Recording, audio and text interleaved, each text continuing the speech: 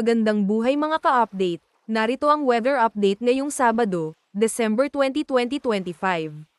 May tsansa ng pag-ulan sa Central Luzon habang sa Palawan, uulan na sa umaga sa northern part, at lalawak ang ulan sa buong probinsya mula tanghali hanggang gabi.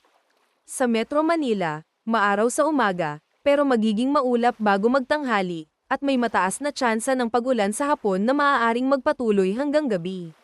Sa Visayas, malakas hanggang mabigat ang ulan sa umaga sa Eastern Visayas. Mula umaga hanggang tanghali, makararanas din ng pag-ulan ang Bohol, Cebu, at Negros Island. Pagsapit ng tanghali, unti-unting hihina ang ulan, at sa gabi, kaunti na lang o halos wala ng ulan sa karamihan ng Visayas. Sa Mindanao, maaraw ang umaga, pero mula umaga hanggang tanghali, magkakaroon ng malalakas na ulan sa Surigao Provinces. Pagsapit ng tanghali, halos buong Mindanao ay maaapektuhan ng ulan dahil sa ITCZ. Bago magtakip silim, inaasahan ng malakas na ulan sa Bukidnon at Lanao del Sur, pati na sa ilang bahagi ng Misamis Occidental. Sa gabi, patuloy ang ulan sa maraming lugar, lalo na sa Agusan del Sur at Southern Bukidnon. Huwag kalimutan mag-follow sa ating page and i-share ating video para updated ka lagi sa lagay ng panahon.